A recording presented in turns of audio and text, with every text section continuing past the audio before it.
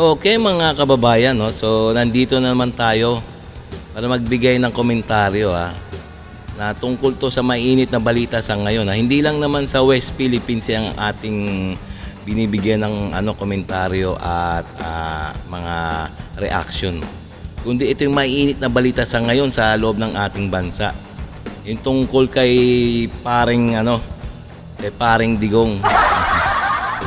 Yung kay former President Rodrigo Roa Duterte na ngayon ay nasa custody na ng International Criminal Court sa The Hague sa Netherlands.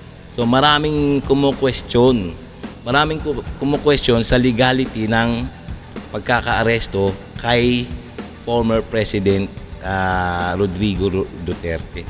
So ito bibigyan natin ng reaction to. Itong balita na to, hindi naman tayo nagbabalita, At hindi rin tayo gumagawa ng fake news. Iba yung fake news. So itong bibigyan lang natin reaction na to ay galing din sa balita. Galing din sa UNTV News and Rescue. So ito yung mapagkakatiwalaang source. So hindi talaga fake news to, mga kababayan. So ang pamagat nito, tingnan naman. ICC accredited lawyer, ayun ang sabi, walang nakikitang problema sa pinagbasihan ng Duterte arrest. Yun tingnan nyo naman mismo nagsabi na yung ICC accredited lawyer. So itong bibigyan natin reaction video mga kababayan. So teka, kung bago ka pa lang sa aking channel wag mo munang kalimutan mag-like and subscribe sa ating YouTube channel.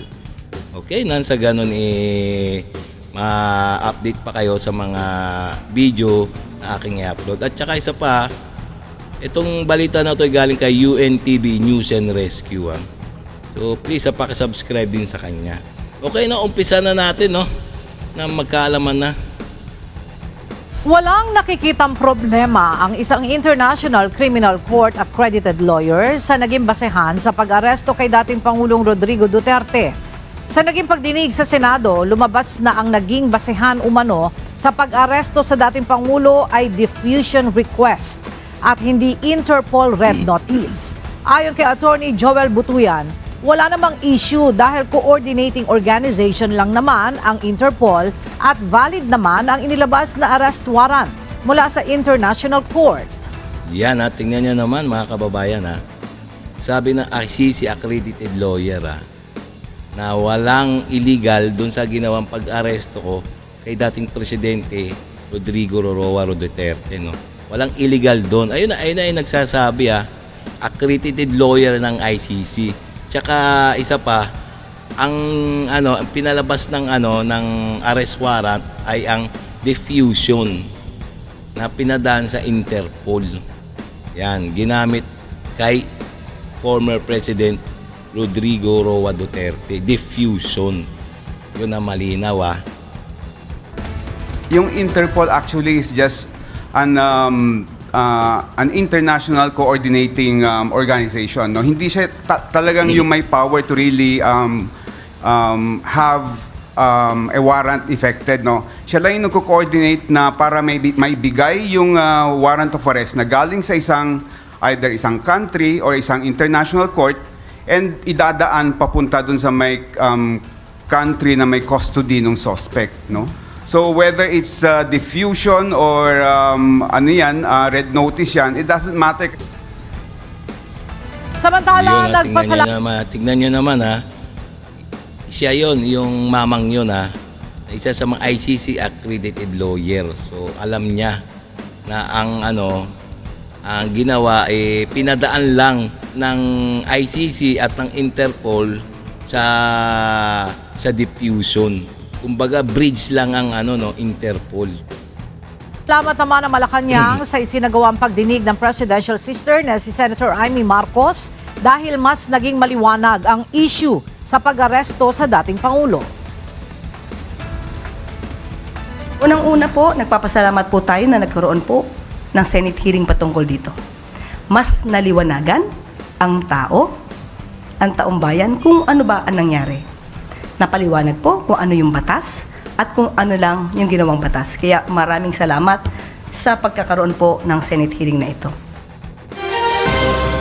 Okay, no? Nalinawagan tayo. Luminaw na, mas lalong luminaw na. Ito si Senator Amy Marcos gusto niyang talagang lumiwanag ang kaso ni Paring Digong. Ngayon maliwanag na walang illegal sa pag-aresto sa dating Presidente Duterte, no? Na talagang ito ay nakabase sa batas. So malinaw na. So pwede rin naman kayo magkomentaryo diyan, mga kababayan natin, para kung ano man yun sa loobin. Okay, no? So malinaw na talagang may pinagbasehan ang pagkakaaresto kay former President Duterte. Mismo si ICC accredited lawyer na yun ang nagsalita na walang illegal sa ginawang pag-aresto kay former President Rodrigo Roa Duterte. So okay na, malinaw na, no? So hanggang dito na lang tayo, mga kababayan, no?